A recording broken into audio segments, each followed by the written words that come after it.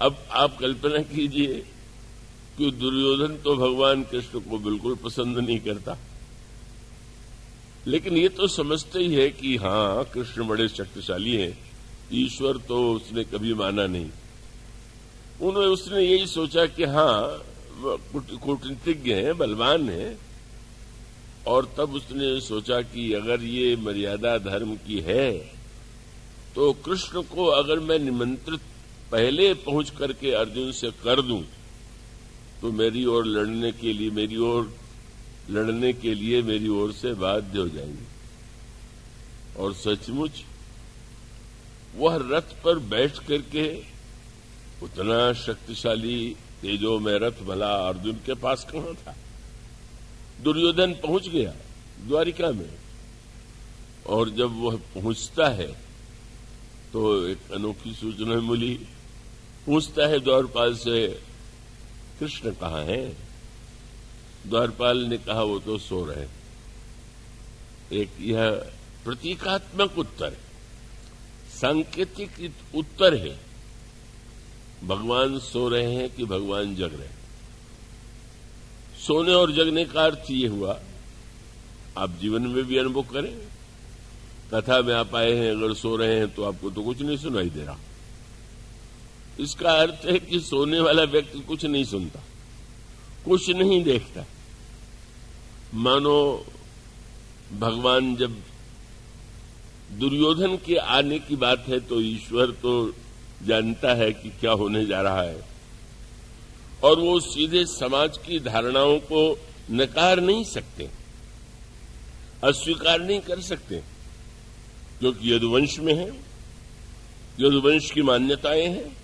और इतना ही नहीं, यदुवंशियों में अधिकांश व्यक्तियों की सहानुभूति दुर्योधन के साथ, और केवल यदुवंशियों की ही नहीं, स्वयं भगवान कृष्ण के बड़े भ्राता बलराम भी मन से दुर्योधन को ही अधिक पसंद करते हैं। क्या रामायण काल में इसकी आप कल्पना कर सकते हैं कि लक्ष्मण जी किसी ऐसे व्यक्ति को अच्छा समझते हो जो श्री राम को प्रिय हो? मानो वो द्वापर युग का एक ऐसा विलक्षण का वो दुर्योधन के पास ऐसी कूटनीति थी, ऐसा कौशल था। उस समय भगवान कृष्ण वह मारे निकालते हैं कि जिसमें लोगों को कोई ये भी न लगे कि उन्होंने सामाजिक धारणाओं का उल्लंघन कर दिया, मान्यताओं का उल्लंघन कर दिया, लेकिन वो मार्ग उनको निकालना पड़ा। ईश्वर सो रहा था। असंत कौन है? हृदय में ईश्वर सबके है, पर संत और असंत में अंतर क्या है? कबीर ने यही कहा कि सब घट मेरा साइया सुनी सेज न कोय, बलिहारी वा घट की जा घट परगट होए।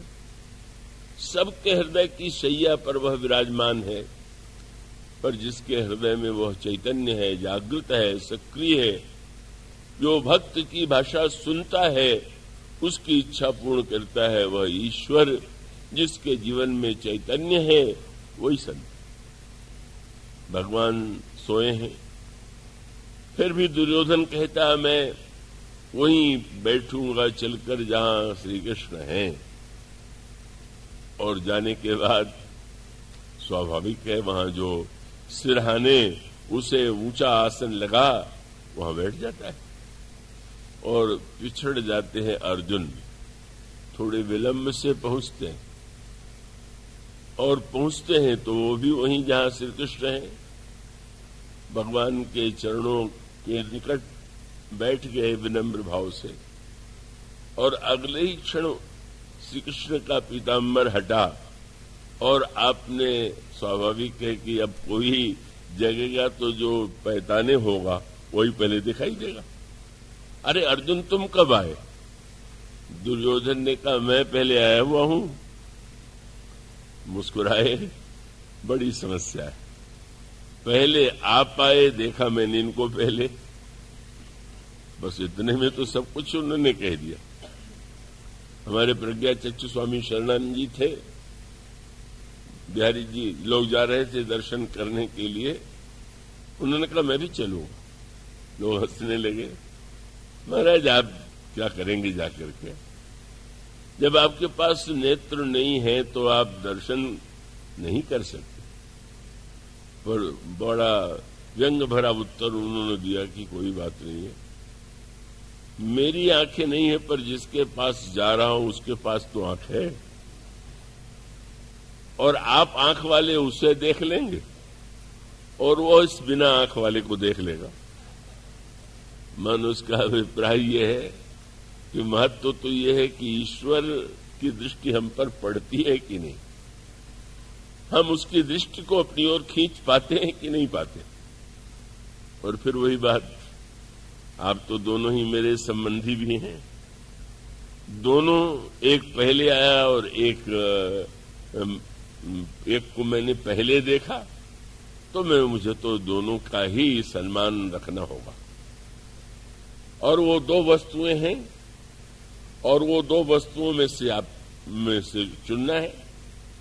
एक और मैं रहूंगा पर अस्त्र नहीं उठाऊंगा, बिल्कुल युद्ध नहीं करूंगा, और दूसरी ओर हमारे यदुवंश की एक अक्षोहिणी सेना युद्ध करने के लिए जो महान एक योद्धा है वह उस ओर से लड़ेंगे जो सेना को मांगे।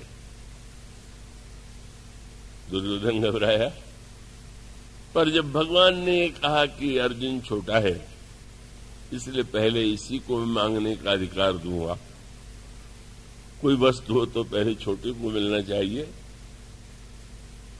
बड़ा घबरा गया कि अब ये तो सेना मांग ही लेंगे, वो तो कल्पना ही नहीं कर सकता था। और जब दुर्योधन ने सुना तो सोचने लगा, जब ये केवल बैठे रहेंगे, अस्त्र भी नहीं उठावेंगे, तो क्या पूजा के लिए ले जाना?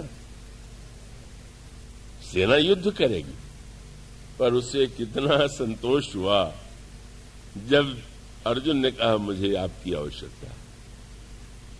और दुर्योधन ने प्रसन्न होकर कहा वाह वाह, ये तो बहुत अच्छा निर्णय हो गया, आप चले जाइए इनके साथ, मुझे सेना दे दीजिए। क्या हम लोगों की वही मनस्थिति नहीं है? क्या हम भगवान से वही नहीं मांगेंगे जो दुर्योधन ने मांगा था? भगवान कह दें कि हम आपके हृदय में बैठे रहेंगे पर कुछ करेंगे नहीं, और आपको हम धन दें, संपत्ति दें, पद दें, आप दोनों में से क्या लें? तो लोग कहेंगे कि आप मंदिर में ही रहिए, हमें तो आप इन्हीं वस्तुओं को दे दीजिए। और इसका अर्थ ये है कि गोस्वामी जी इसलिए महान है कि उन्होंने भूत से भी भगवान को मांगा। हम भगवान से भूत मांगते हैं, उन्होंने भूत से भगवान को मांगा।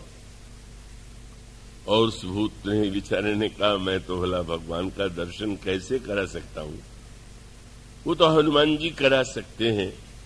और हनुमान जी से भी मैं केवल यही कह सकता हूं कि ऐसे स्थान पर जहां कथा होती है वहां वे नित्य आते हैं, बहुत पीछे बैठते हैं, बड़ा उनका रूप कठिन रोगों से ग्रस्त लगता है। अब उससे प्रार्थना कीजिए। वो स्वामी जी ने चरण पकड़ लिए। हनुमान जी ही थे, पहले वे नहीं करते रहे, पर बाद में जब वो स्वामी जी का आग्रह बढ़ता गया, मानो एक कुष्ठी के रूप में भगवान हनुमान जी ने दर्शन दिया। कितनी घृणा होती है किसी को देखकर, लेकिन उनकी अविचल निष्ठा यही थी, वे भगवान को पाना चाहते थे। और भगवान तो सर्वत्र विद्यमान रहने वाले हैं। और तब सचमुच हनुमान जी की कृपा से उनको चित्रकूट में प्रभु का दर्शन हुआ।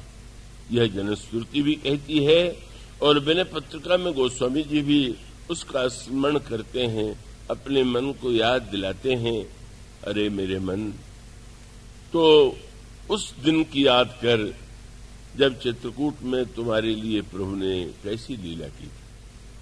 तुलसी तो को कृपालु, जो कियो कौशल पालु, चित्रकूट को चरित्र चेति चित करिस। गोस्वामी जी ने का यह जो एक दिव्य अनुभूति प्राप्त की, उन्होंने श्री राम को पाया। श्री राम को पाने का अर्थ है फिर पाना शेष ही क्या रह गया। तो वस्तुतः गोस्वामी जी जब रामायण के द्वारा, रामचरितमानस के द्वारा सांसारिक वस्तुओं की प्राप्ति भी बताते हैं तो ठीक है, कामनाएं होती हैं और कामनाओं की पूर्ति के लिए व्यक्ति रामायण पाठ करे तो उचित ही है, लेकिन उससे और आगे भी तो जाना चाहिए। जो अंतिम वस्तु गोस्वामी जी देना चाहते हैं वह यही है कि भाई जीवन में तो मंगल के साथ मंगल भी होता है, सभी कुछ होता रहता है का, इसलिए वो अंत में जो बात कहते हैं और वही रामायण का विशेष उद्देश्य है। जब उन्होंने कहा कि युद्ध में विजय प्राप्त करना हो तो लंका कांड का पाठ करना चाहिए, तो ठीक, पर वो ये लिखना नहीं भूले कि जो भगवान राम के लंका विजय के प्रसंग को पढ़ेगा उसको विजय नहीं, उसके साथ दो वस्तु और जोड़ देते हैं। क्या? समर विजय रघुवीर के, चरित जे सुनहि सुजान, विजय विवेक विभूति नित नहीं देही भगवान। उसको विजय ही नहीं, विवेक और विभूति यह भी मिलेगी।